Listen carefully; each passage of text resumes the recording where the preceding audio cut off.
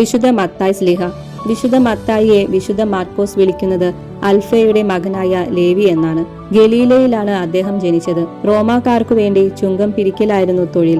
ചുങ്കക്കാരോട് സ്വാഭാവികമായി യഹൂദർക്ക് വെറുപ്പായിരുന്നു. അവരുടെ സമ്പത്ത് കവർച്ച നിധിയായിട്ടാണ് യഹൂദർ കരുതിയിരുന്നത്. ചുങ്കക്കാരെല്ലാം വിജാതീയരായിരുന്നുവെന്നുള്ള തെർത്തുല്യന്റെ അഭിപ്രായം തെറ്റാണ്. മത്തായി സ്ലീഹ യഹൂദനായിരുന്നു. ഗനേസറത്ത് തടാകത്തിൽ കൂടെയും തിബേരിയോസ് സമുദ്രത്തിൽ കൂടെയും വരുന്ന സാധനങ്ങളുടെയും ജലയാത്രക്കാരുടെയും നികുതി ലേവി സ്വീകരിച്ചിരുന്നു. ഈശോ ഒരു തളർവാദ രോഗിയെ സുഖപ്പെടുത്തിയ ശേഷം ഗനേസറത്ത് തടാകത്തിന്റെ തീരത്തുകൂടെ നടക്കുമ്പോഴാണ് ചുങ്കക്കാരൻ ലേവിയെ അപ്പൊസ്തോലനായി വിളിച്ചത്.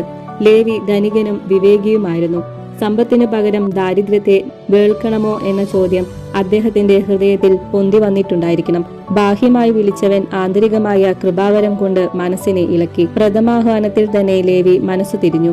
ആഹ്ലാദഭരിതനായി ചുങ്കക്കാരെയെല്ലാം വിളിച്ച് ക്രിസ്തുവിനും അപ്പസ്തോലന്മാർക്കും ഒരു വിരുന്നു കൊടുത്തു. ഫരിസേയർക്ക് അത് ഉതുപ്പായെങ്കിലും ഈശോ വിരുന്നു സ്വീകരിച്ചു.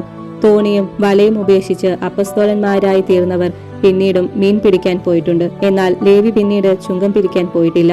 ലേവി എന്ന പേര് മാറ്റി യഹോവയുടെ ദാനം എന്നർത്ഥമുള്ള മത്തായി എന്ന നാമം ഈശോ നൽകിയതായിരിക്കാം. മത്തായിയുടെ സുവിശേഷം എന്ന പേരിൽ ഇന്ന് നമുക്ക് ലഭിച്ചിരിക്കുന്ന സുവിശേഷത്തിന്റെ മൂലരൂപം 1-ാം നൂറ്റാണ്ടിന്റെ അവസാന ഘട്ടത്തിൽ AD 75-നും 90-നും ഇടയ്ക്ക് രചിക്കപ്പെട്ടതാണെന്ന് കരുതപ്പെടുന്നു. എന്നാൽ ഇതിനു മുമ്പ് തന്നെ അരമായ ഭാഷയിൽ ക്രിസ്തുവിന്റെ വചനങ്ങളുടെ ഒരു ശേഖരമോ സുവിശേഷം തന്നെയോ മത്തായുടേതായി ഉണ്ടായിരുന്നുവെന്നും പാരമ്പര്യമുണ്ട്. ഇത് വാസ്തവമായിരിക്കാൻ സാധ്യതയുണ്ടെങ്കിലും പ്രസ്തുത സുവിശേഷത്തിന്റെ കൈയെഴുത്ത് പ്രതിയൊന്നും കണ്ടുകിട്ടിയിട്ടില്ല.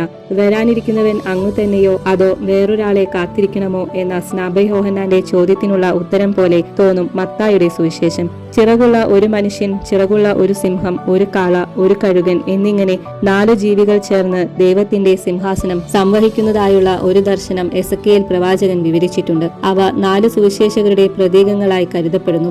മത്തായിയുടെ സുവിശേഷത്തിന്റെ പ്രതീകം മനുഷ്യനാണ്. സുവിശേഷകനായ മത്തായി പലസ്തീനായിലും എത്യോപ്യയിലും പാർത്യയിലും പേർഷ്യയിലും സുവിശേഷം പ്രസംഗിക്കുകയും അവസാനം രക്തസാക്ഷിയായി മരിക്കുകയും ചെയ്തു. കർത്താവിന്റെ ഒറ്റവാക്കിന് വിശുദ്ധ മത്തായി സ്ലീഹ ലോകഭാരങ്ങൾ താഴെ വെച്ച് ക്രിസ്തുവിന്റെ ലഘുവും മധുരവുമായ നുകം തോളിലെടുത്തു എന്നാണ് വിശുദ്ധ ബ്രിജറ്റ് പറയുന്നത്. കർത്താവിന്റെ സകല നിവേശങ്ങളും ഉടനടി അനുസരിക്കുകയായിരിക്കട്ടെ നമ്മുടെ ജീവിതാദർശം.